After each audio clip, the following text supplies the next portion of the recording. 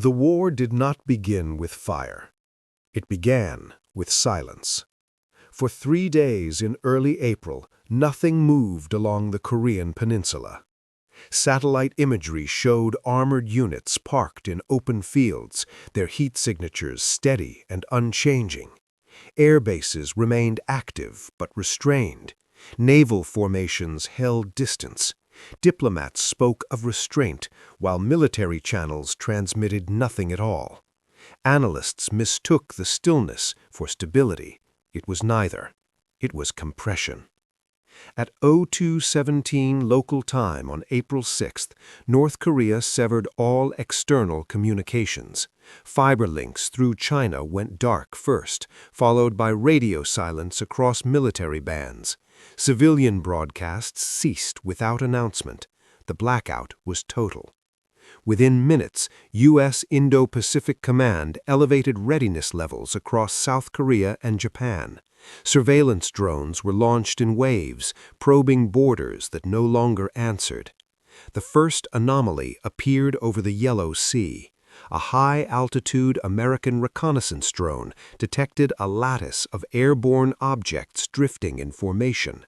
They were not aircraft, they were not balloons. They were modular platforms, low power, semi-autonomous, designed to confuse radar and distort airspace awareness. By the time analysts classified them, similar clusters were detected near the Sea of Japan. The sky was being seeded. China denied involvement. The denial was procedural, not convincing. At dawn, North Korea fired nothing. Instead, it moved everything. Artillery units rolled into hardened positions along the demilitarized zone, concealed beneath retractable camouflage nets. Missile brigades dispersed from known bases into civilian-adjacent infrastructure.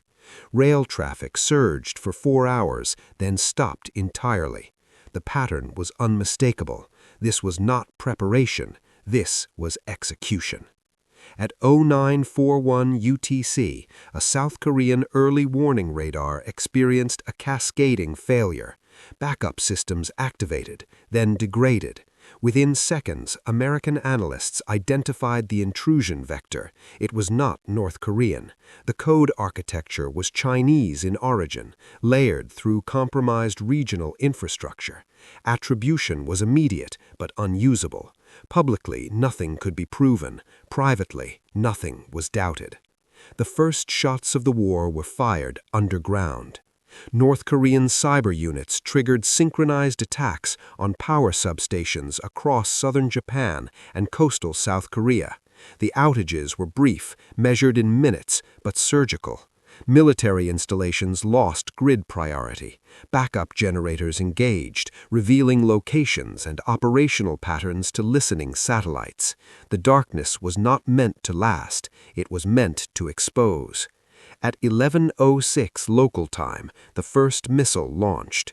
It was short-range, unarmed, and aimed into the Sea of Japan. Its purpose was calibration. Allied missile defense systems tracked, classified, and intercepted nothing. The test was allowed to complete its arc. The message was clear. Trajectories had been mapped, response times measured, thresholds identified. The second launch came 12 minutes later. This one carried a conventional warhead and struck an uninhabited island claimed by South Korea, but unoccupied. No casualties, no ambiguity. Seoul raised its alert level to maximum. Evacuation advisories were issued quietly in border regions. Civil defense sirens were tested and silenced. Washington convened an emergency session of the National Security Council. The language used was careful. No one said invasion. No one said war. They spoke instead of inevitability curves and escalation ladders. When the meeting adjourned, carrier groups were already moving. China acted last, and therefore most decisively. At 1822 UTC, Chinese naval forces announced a temporary maritime security corridor stretching from the Bohai Sea to the East China Sea. Commercial shipping was advised to reroute. The advisory cited regional instability. The corridor overlapped with U.S. and Allied patrol routes by design. It was a line drawn in legal language rather than force, but it was a line nonetheless. That night, North Korean artillery opened fire across the DMZ. The barrage was not sustained. It lasted exactly 8 minutes. Hundreds of shells struck forward positions, command bunkers, and known surveillance nodes. Most were intercepted or absorbed by hardened structures. Casualties were limited. The objective was not destruction. It was confirmation. Confirmation that the war had crossed from theory into record. South Korea returned fire for 6 minutes. The exchange ended as abruptly as it began. Silence returned, heavier than before. By April 7th, the global markets reacted.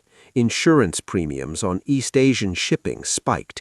Semiconductor futures collapsed. Governments released statements urging calm while authorizing emergency logistics measures behind closed doors. The war was already global in consequence, if not in geography. At 03:03 UTC, U.S. forces initiated Operation Pale Sentinel. The mission was limited: establish continuous aerial dominance over the Korean peninsula without engaging Chinese assets. It was a political compromise masquerading as a military plan. Dozens of aircraft lifted from bases across the Pacific. Drones formed layered screens. Space-based sensors reoriented. The sky filled with machines making decisions faster than humans could follow. North Korea responded by opening its tunnels. Mobile missile launchers emerged from underground networks previously believed dormant or incomplete. Some were decoys, some were not. Analysts struggled to maintain track continuity as units vanished and reappeared kilometers away. The terrain itself seemed to move.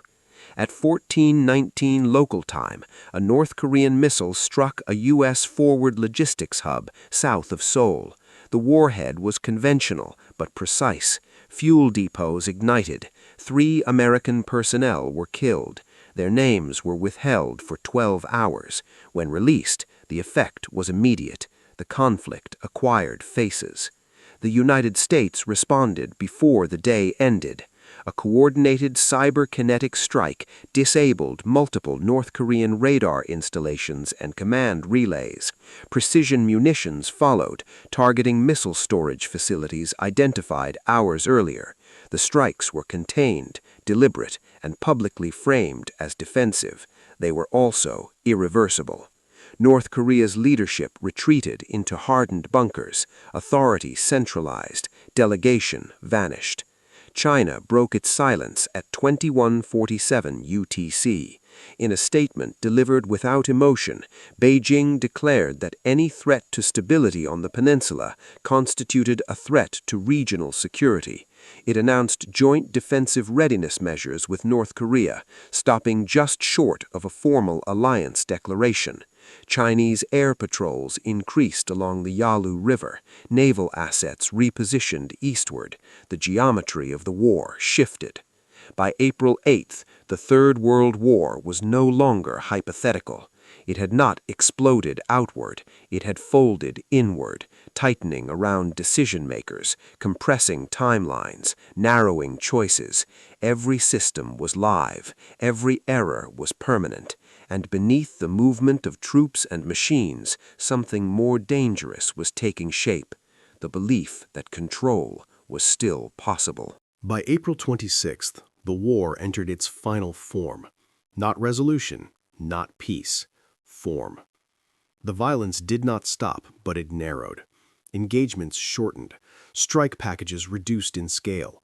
Commanders avoided targets whose destruction would force retaliation they could no longer control. The conflict bent inward, constrained not by treaties, but by exhaustion and fear of irreversibility. The front on the Korean peninsula froze first. After nearly 3 weeks of continuous combat, both North and South Korean forces reached the limits of sustainment. Ammunition expenditure outpaced production. Spare parts vanished into damaged logistics corridors. Units remained in contact, but advances slowed to meters per day. then stopped entirely. Trenches deepened, positions hardened. The landscape reshaped itself around survival. North Korea declared victory. The declaration changed nothing. Its leadership remained underground. Its cities remained dark. Its population endured rationing and displacement on a scale unseen since the mid-20th century. The regime survived, but at a cost that could not be measured in territory. South Korea did not declare anything. Its government focused instead on continuity, keeping power flowing, food moving, hospitals operating. Entire districts near the DMZ were abandoned indefinitely. Reconstruction plans were drafted even as shells continued to fall. The nation adapted to war as a condition, not an event. The United States and China reached an unspoken understanding. There were no announcements, no signatures, only patterns. U.S. strikes ceased against targets that could be construed as strategic. Chinese forces reduced pressure on U.S. assets outside the immediate theater. Naval encounters continued, but at greater distance. Air patrols maintained separation margins just wide enough to prevent accidents. The machines noticed before the humans did. Algorithms optimized around the new constraints, reducing engagement probabilities automatically. Defensive systems recalibrated thresholds upward. What had once been escalation logic slowly inverted into preservation logic. The war cooled without ending. On April 28th, the first limited humanitarian corridor opened along the peninsula's western coast under international supervision. The corridor existed because both sides allowed it to exist. Convoys moved cautiously. Aid arrived sporadically. Civilians emerged from shelters blinking into a world rearranged. Globally, the damage continued to surface. Supply chains did not recover quickly. Some never recovered at all. Manufacturing hubs shifted permanently. Energy markets restructured around scarcity. Nations that had remained militarily neutral paid heavily for economic dependence. The war had redrawn invisible borders everywhere. Information itself changed. Governments normalized censorship under the banner of stability. Emergency powers lingered long after emergencies faded. Populations learned to live with uncertainty, alerts, rationing, and the knowledge that escalation could return at any moment. By early May, analysts stopped asking when the war would end. They began asking what came after. The answer was uncomfortable. There would be no peace conference marking victory or defeat, no rebuilt world order framed by optimism. Instead, there would be a long aftermath, a generation shaped by readiness drills, by maps with exclusion zones, by childhoods lived under the assumption that global annihilation was always one error away. The Third World War would be remembered not for how it ended, but for how it changed behavior. Nations hardened, cooperation narrowed, technology advanced faster, driven by fear rather than curiosity. Autonomous systems gained authority, not because they were trusted, but because humans proved too slow, too emotional, too fragile. And yet, humanity endured. Cities adapted. Trade resumed along safer, longer routes. New norms formed around risk and restraint. The shadow remained, but life reorganized beneath it. The war did not end the world. It taught the world how close it could come and how carefully it would now have to live. History would debate when World War III truly ended. Most would agree it never really did. It simply became the background. By April 21st, the war entered its most deceptive phase. Nothing dramatic happened. No capitals burned. No declarations shifted. And yet, the structures holding the world together were thinning, strand by strand. The conflict had reached a level where escalation no longer required intention. Momentum alone was enough. The first fracture appeared in command cohesion. Coalition coordination across the Pacific strained under scale. U.S., South Korean, and Allied forces operated across overlapping but increasingly divergent priorities. Data latency, incompatible rules of engagement, and political constraints slowed responses. Decisions that once took minutes now took hours. In war measured in seconds, the delay was lethal. China exploited the gap. At 0648 UTC, Chinese naval aviation conducted a coordinated strike simulation across 3 theaters simultaneously: Yellow Sea, East China Sea, and Philippine Sea. No weapons were released. Every system involved went active. Radars lit up. Fire control solutions were generated. Then everything disengaged at once. The exercise lasted 11 minutes. The message was unmistakable. China could synchronize pressure everywhere, anytime. The coalition could not. Hours later, the first direct clash between U.S. and Chinese manned aircraft occurred. Over international waters east of Taiwan, a Chinese fighter locked onto an American patrol aircraft escorting a drone formation. Jamming intensified, warnings escalated. Then a missile fired, not at the aircraft, but through its flight envelope, detonating at altitude as a kinetic signal. The United States responded instantly.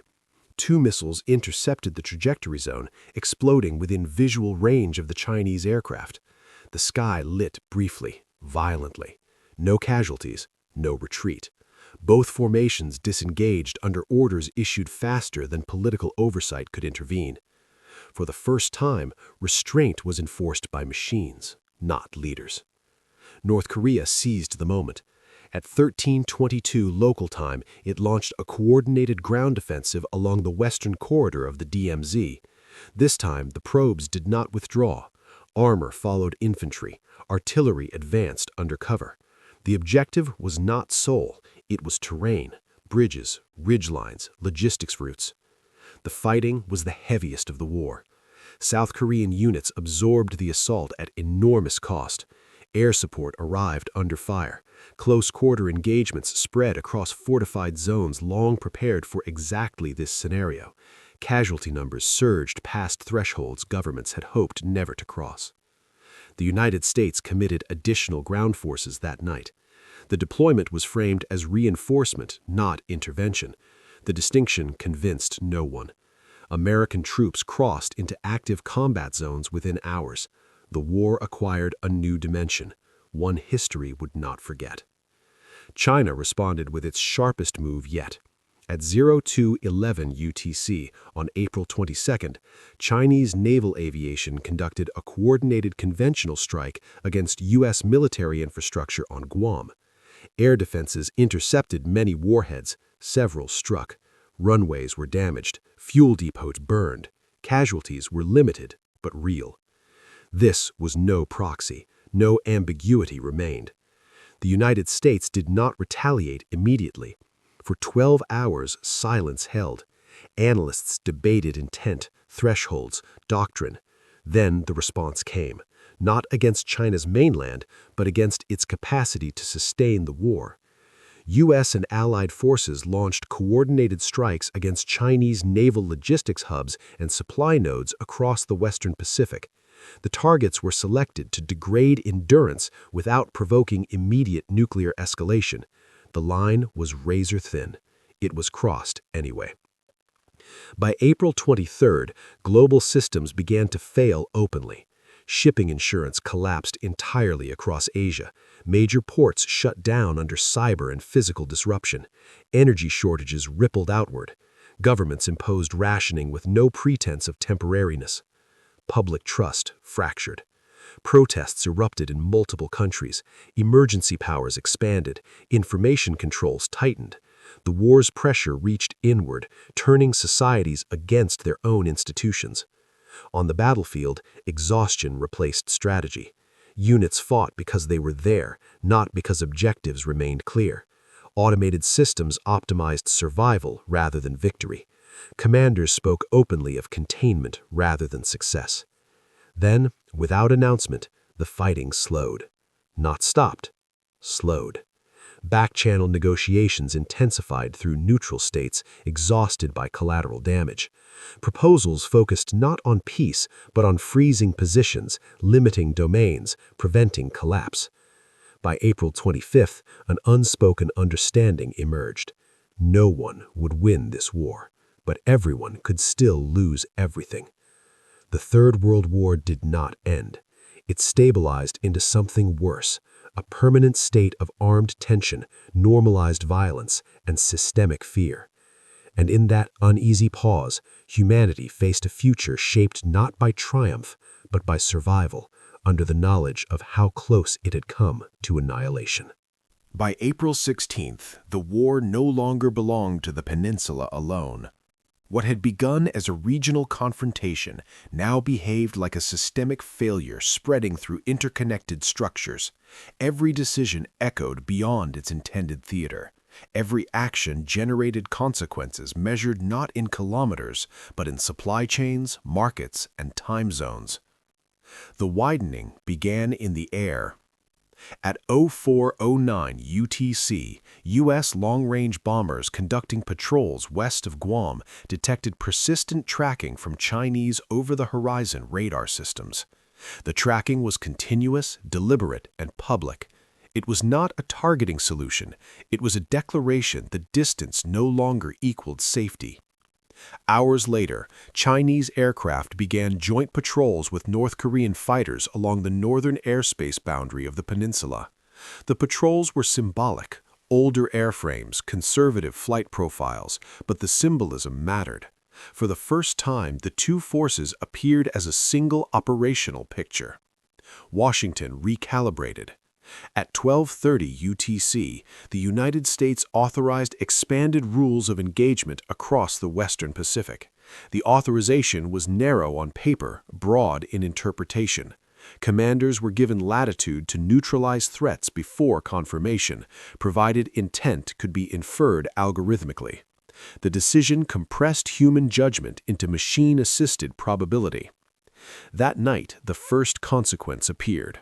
A Chinese unmanned reconnaissance aircraft operating near Okinawa crossed an invisible threshold defined only in classified parameters.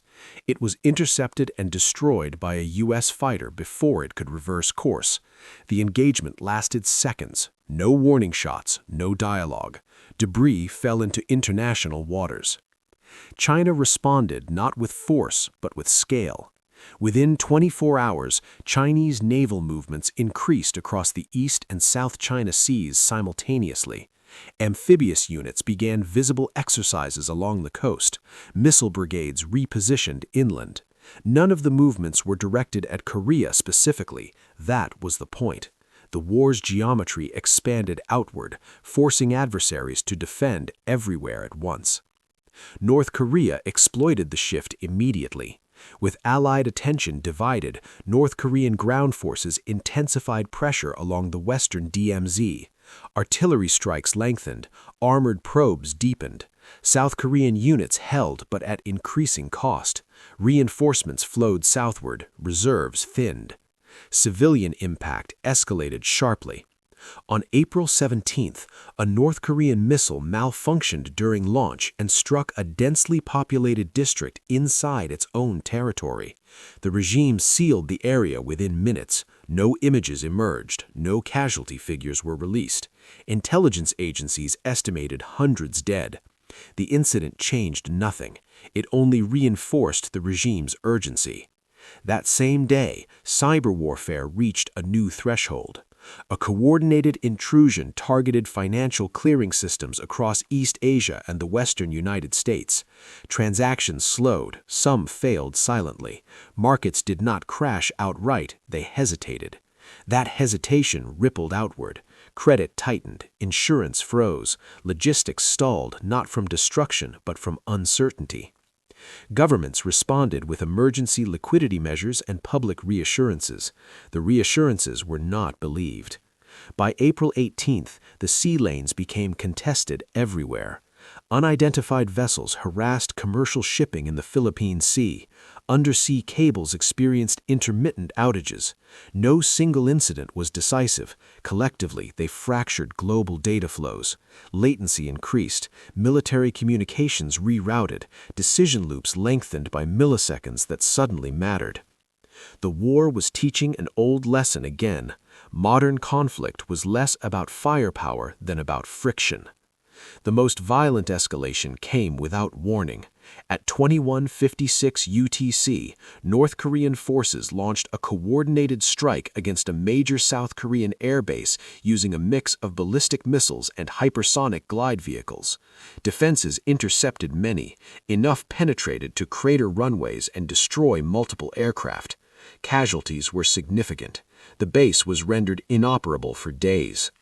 The United States responded within the hour. Deep penetration strikes targeted North Korean industrial facilities linked to missile production. The attacks were precise, devastating, and unmistakably escalatory. For the first time, smoke rose from sites the regime had long considered untouchable. China issued its sharpest warning yet. In a statement delivered through military channels rather than diplomats, Beijing declared that continued attacks threatening the survival of allied states would compel direct stabilizing intervention. The phrase was intentionally vague.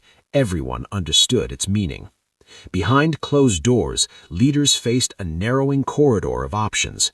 De-escalation required concessions no one was prepared to make. Escalation promised outcomes no one could control.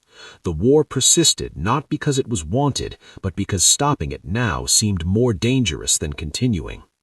By April 19th, fatigue set in. Crews operated beyond design cycles. Maintenance was deferred. Human error increased. Automated systems compensated aggressively, sometimes too aggressively. Near misses multiplied in air and sea encounters. Each one was a coin toss away from catastrophe. Then came the signal no one had planned for. At 0714 UTC, seismic sensors detected a low-yield underground detonation in northeastern North Korea. The yield was small, the depth shallow. Within minutes, global monitoring agencies confirmed it was nuclear in nature. North Korea announced the test 3 hours later. The statement framed it as defensive validation, a demonstration meant to deter further aggression. It was carefully worded to avoid declaring weaponization. The effect was immediate. Nuclear thresholds everywhere dropped in response. Strategic forces across the world elevated readiness. Submarines dispersed. Command authorities tightened. Civil defense planning resumed quietly in capitals that had not used the term in decades. The war had entered its most dangerous psychological phase. Yet even now, restraint held, barely. No retaliatory nuclear moves followed. Conventional operations continued unabated. The test altered the landscape without igniting it. Deterrence bent but did not break. By April 20th, a grim equilibrium emerged. The fighting continued daily. Casualties mounted steadily. The front lines shifted meters at a time. No side advanced meaningfully. No side withdrew. The war consumed resources, attention, and lives with mechanical indifference. What changed was understanding. This conflict would not end with a decisive strike or a negotiated surrender. It would end, if it ended at all, through exhaustion of systems, of economies, of patience. And until that exhaustion arrived, the world would live inside the war, adapting to it, normalizing it, learning how to function beneath a constant, invisible countdown. The Third World War had not destroyed civilization. It had reorganized it around fear. By April 12th, the peninsula burned without flames. The front lines had not yet collapsed into open invasion, but the distinction between preparation and execution was gone. Armored brigades sat with engines running. Airfields operated under blackout conditions. Missile crews rotated in 12-hour cycles, sleeping beside launch vehicles already targeted by opposing satellites. Everything that could be moved had been dispersed. Everything that could not had been hardened or abandoned. At 0526 local time, North Korea made its move. The assault did not begin with massed infantry or rolling armor. It began with saturation. Hundreds of short-range rockets and loitering munitions surged southward simultaneously, targeting sensors, air defenses, and communication relays along a 40-kilometer stretch of the DMZ. The objective was not breakthrough, it was blindness. For 17 minutes, Allied situational awareness degraded sharply. Radar feeds stuttered. Drone control links flickered. Command posts reverted to pre-planned contingencies. When visibility returned, the ground had already changed. North Korean special operations units had crossed the DMZ through pre-mapped gaps, exploiting collapsed tunnels and dried riverbeds revealed by months of reconnaissance. They did not advance toward cities, they advanced toward nodes, fuel depots, command vehicles, relay stations. The war moved laterally, not forward. South Korean forces responded with overwhelming firepower. Artillery thundered. Attack helicopters carved corridors through advancing units. Precision strikes collapsed mountain passes behind infiltrators, trapping many. The casualties were heavy on both sides. For the first time, the fighting was undeniably human. By midday, reports confirmed that North Korean armor had begun probing defensive lines west of Kaesong. The probes were limited, cautious, but persistent. The intention was clear: pressure everywhere, commitment nowhere. The doctrine was attrition by uncertainty. The United States escalated decisively. At 14:02 UTC, Allied forces initiated deep strikes against North Korean military leadership bunkers using bunker-penetrating munitions. The targets were chosen for symbolism as much as effect. Some were evacuated minutes before impact, others were not. Communications inside North Korea fractured. Authority narrowed to a shrinking circle. China responded within hours. Chinese air and naval forces moved into full forward posture along the Korean peninsula's northern approaches. Air defense systems activated at maximum sensitivity. Naval groups positioned themselves between U.S. carriers and the Yellow Sea exclusion zone. The geometry of deterrence compressed dangerously. That evening, a Chinese fighter jet intercepted an American reconnaissance aircraft over international waters. The maneuver was aggressive, closer than protocol allowed. Wake turbulence rocked the aircraft violently. No collision occurred. Both sides released footage accusing the other of recklessness. The truth mattered less than the narrative. Inside North Korea, the regime addressed its population for the first time since the blackout. The broadcast was brief, the language was absolute. The war was framed as defensive, existential, inevitable. Mobilization orders followed immediately. Civilians were relocated, factories converted, children disappeared into shelters carved into mountainsides. The state prepared to endure. On April 13th, the conflict expanded vertically. High-altitude electromagnetic impulses detonated over remote regions of the peninsula, disabling civilian infrastructure without direct destruction. Power grids failed. Medical facilities reverted to emergency power. The strikes were limited, calibrated to avoid mass casualties while maximizing disruption. The war was learning restraint the way a blade learns sharpness. South Korea countered with precision cyber operations that disrupted North Korean internal logistics.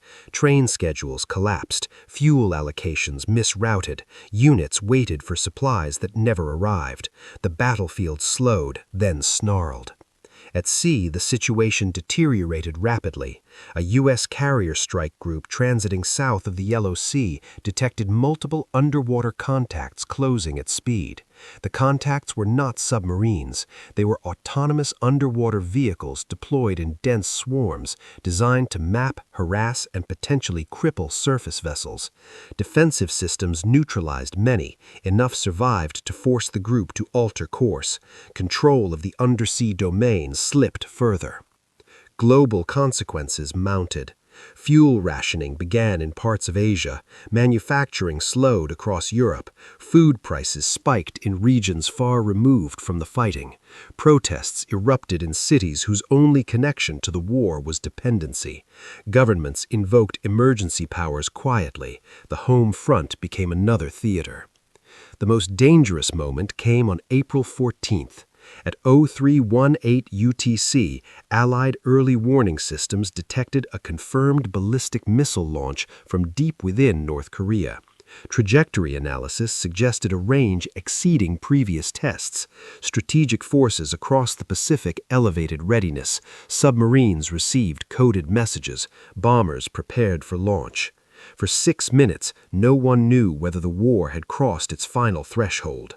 The missile detonated in the upper atmosphere, a high-altitude test rather than a strike. The explanation arrived quickly. It convinced no one. What mattered was proximity. The margin for error had shrunk to seconds. In the aftermath, back-channel communications intensified. Neutral states pushed for pauses, corridors, anything resembling restraint. Proposals circulated and died within hours. The battlefield dictated terms faster than diplomacy could draft language. By April 15th, the fighting stabilized into brutal continuity. Front lines hardened, engagements continued daily, grinding rather than surging. No decisive breakthroughs occurred. Casualties accumulated steadily. The war revealed its true nature, not a sprint toward victory, but an endurance test against systems, societies, and will. Commanders on all sides reached the same conclusion independently. This war would not be won quickly, it would not be ended cleanly, and it would not remain confined. As night fell over the peninsula, long-range bombers lifted from distant runways and naval formations adjusted positions across thousands of kilometers. The conflict was preparing to widen, not because leaders desired it, but because the war itself demanded room to breathe. The Third World War had found its center of gravity, and it was beginning to pull the rest of the world toward it. By April 9th, the war had developed rhythm. Not momentum, rhythm. Strikes followed intervals, cyber intrusions pulsed in cycles, reconnaissance flights traced repeating arcs through contested airspace. What had been chaos in the first 48 hours was now procedural. Commands adapted, algorithms stabilized. The conflict was settling into a pattern dangerous precisely because it felt manageable. That illusion shattered at sea. At 0412 UTC, a U.S. destroyer operating east of the Korean peninsula detected multiple surface contacts emerging from commercial shipping lanes. The signatures were inconsistent, too clean for civilian vessels, too irregular for naval craft. As the range closed, the contacts fragmented. Autonomous attack boats, launched from disguised merchant hulls, accelerated toward the formation. The destroyer opened fire immediately. Its escorts followed. Most of the craft were neutralized before reaching weapons range. One was not. It detonated against the outer perimeter of the formation, disabling a support vessel and killing 12 sailors. The blast was localized. The consequences were not. Within minutes, Chinese media released footage of the engagement, framed as an unprovoked attack on commercial shipping. The video was selectively edited, technically authentic, strategically misleading. It circulated globally before counter-narratives could form. Diplomacy lagged behind bandwidth. At 0630 UTC, China declared the establishment of an expanded exclusion zone in the Yellow Sea, effective immediately. The zone overlapped with U.S. naval patrol routes and South Korean maritime corridors. Enforcement would be active. The word was chosen carefully. The first enforcement action occurred 2 hours later. A Chinese frigate locked fire control radar onto a South Korean patrol ship without firing. The lock persisted for 90 seconds, then it disengaged. No shots, no collision. The signal was unmistakable. Rules were changing. On land, North Korea escalated asymmetrically. Instead of massed artillery, it launched dispersed precision strikes using short-range missiles against transportation infrastructure. Bridges collapsed, rail hubs burned. The attacks avoided civilian centers by narrow margins, but evacuation routes were severed. The objective was not terror, it was paralysis. South Korea responded with deep strikes against launch sites. Many were empty. Decoys multiplied. Intelligence confidence degraded. The battlefield became a hall of mirrors. At 1344 local time, a North Korean missile penetrated air defenses and struck a residential district on the outskirts of Incheon. The impact killed 37 civilians. The images escaped censors within minutes. The psychological threshold broke. South Korean government declared full mobilization. Reserves were called, curfews imposed, civil defense broadcasts resumed nationwide for the first time in generations, schools closed, stadiums converted into shelters. The war had entered civilian consciousness not as abstraction, but as sound and smoke. The United States expanded its operational scope that evening. Bomber task forces launched from Guam and Alaska, flying extended-range missions designed to signal endurance rather than immediate destruction. Their targets were infrastructure nodes supporting North Korean command and control. The strikes were precise. They were also public. Satellite imagery was released deliberately. Transparency became a weapon. China interpreted the move as escalation. At 22:18 UTC, Chinese cyber units initiated a coordinated attack on U.S. logistics software, managing fuel distribution across the Pacific. The intrusion did not shut systems down. It altered data subtly. Delivery times, quantities, routing priorities. For 6 hours, supply chains operated on corrupted assumptions. Aircraft waited for fuel that never arrived. Ships sailed half-loaded. The effect was cumulative, not immediate. Commanders adjusted manually. Human oversight returned, slower but harder to deceive. Efficiency dropped, friction increased. The war ground louder. By April 10th, space became contested. Chinese satellites conducted repeated proximity maneuvers near U.S. reconnaissance platforms. No collisions occurred, but fuel reserves depleted rapidly. One American satellite was forced into an emergency orbit adjustment, reducing coverage over the peninsula. The gap lasted 18 minutes. It was enough. During that window, North Korea launched its largest missile salvo to date. Dozens of projectiles arced southward, overwhelming localized defenses. Several struck military airfields. Hangars collapsed. Aircraft burned on the tarmac. Casualties mounted. The attack was not decisive, but it was coordinated with precision only possible through external support. The implication was no longer deniable. The United States crossed a line that afternoon. A joint cyberkinetic operation targeted Chinese command nodes linked to North Korean missile coordination. The strike avoided mainland population centers, but disrupted military networks along the border regions. For the first time, Chinese forces experienced direct operational degradation attributable to U.S. action. Beijing's response was delayed by design.